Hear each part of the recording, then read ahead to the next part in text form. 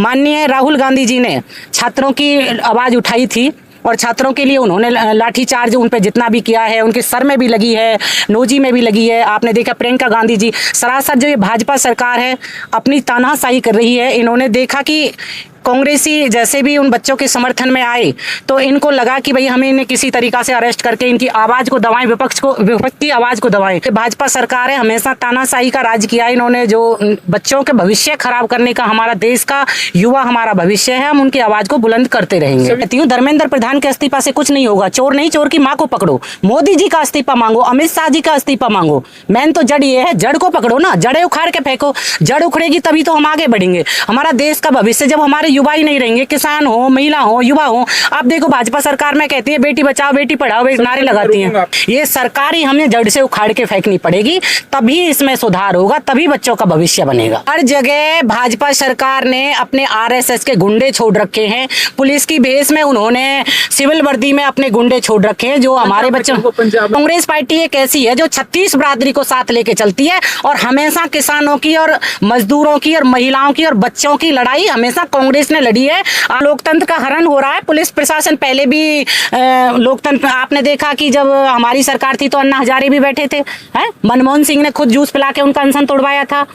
Sonam sir वो बेचारे देखो, इन्होंने कितने दिन से बैठे थे। इन्हें बात करनी चाहिए, बच्चों के उसमें बातचीत करनी चाहिए। इन्होंने बिल्कुल, पुलिस प्रशासन तो मुझे ऐसा लगता है अपनी ड्यूटी कम और बीजेपी वालों की ज्यादा नौकरी ज्यादा कर रहा है। पुलिस प्रशासन कह रहा है कि ये सुरक्षा व्यवस्था को बनाए रखने के लिए जरूरी है। देखो आप देखो, हम सब गाड़ी में बैठे हैं, भूपेंद्र पार्षद जी भी बैठे हैं, संतराम जी भी बैठे हैं, वो भैया भी बैठे हैं।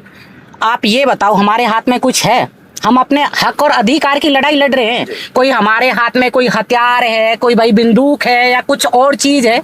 हम अपने अधिकारों की लड़ाई जा रहे हैं लड़ने, लेकिन ये तो डंडे बरसा रहे हैं हमारे ऊपर। ये पुलिस वाले थोड़ी हैं, ये तो गुंडे हैं। पुलिस ने, मतलब पुलिस वाले कहते हैं कि हम हमारी सुरक्षा के लिए बनाए हैं ये, ठीक है, ये हमारे सेवक है, हमारे टैक्स के पैसे से इन्हें सैलरी मिलती है, ये हमारी रक्षा करने के लिए बनाए। लेकिन ये हमारी रक्षा कहाँ कर रहे हैं? ये तो गुंडों की रक्षा कर रहे हैं। ये तो खुद गुंडों की पार्टी में मिले हुए हैं। मोदी जी तो खुद अमित शाह और उसके बिके हुए हैं, हैं? तो ये तो गुंडों की पार्टी बनी हुई है इनकी, बीजेपी वालों की। तो एक बात और कही जा रही है कि छात्रों की आड़ में नई पार्टी खड़ी कर दी गई, कॉकरोच पार्टी खड़ी कर दी गई, और वहीं अब यही जो पार्टी है कॉकरोच पार्टी, ये केजरीवाल के लिए काम करेगी और कांग्रेस के लिए काम करेगी। इस आरोप पर आपका क्या कहना है? देखो ये सब गलत है। इन्हीं के नेताओं ने बोला था कि ये यूथ कुछ नहीं है, ये कॉकरोच है जी। तो वो कॉकरोच है तो हम कौन हुए? माँ बाप कौन हुए? हम भी तो कॉकरोच हुए ना। नाम इन्होंने दिया है हमें, हम कॉकरोच हुए, वो कॉकरोच हुए, हमारे बच्चे कॉकरोच हुए, ठीक है, हमसे ही तो पैदा हुए हैं, वो ऊपर से तो नहीं आए। इन्होंने नाम दिया है और ऐसा कुछ नहीं है। वो देश की लड़ाई लड़ रहे हैं और वो हमारे बच्चे हैं। पूरा विपक्ष उनके साथ है, उनके भविष्य की लड़ाई है। लाठीचार्ज पर क्या कहना है आपका?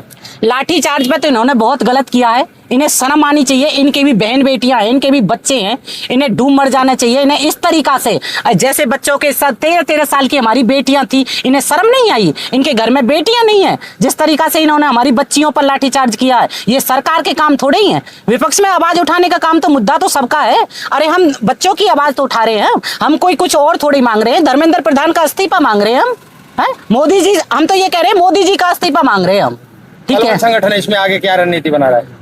पलवल संगठन इसमें अपनी पूरी अहम भूमिका निभाएगा और हम पूरी दल बल के साथ भी, हमारे हजारों में कल महिलाएं गई थी अपने अधिकार की लड़ाई 33% लेने के लिए भी, और आज भी हम अपना ज्ञापन देने के बाद कब तक बैठे रहेंगे? ये हमारे पास जाना है हमें हर हालत में। हम अपने नेताजी का समर्थन करेंगे, हमें राहुल गांधी जी का साथ देना है। हमें उसके लिए अपनी जान भी देनी पड़े, अपने बच्चों के भविष्य को बचाने के लिए, तो हम अपनी जान देने के लिए तैयार हैं।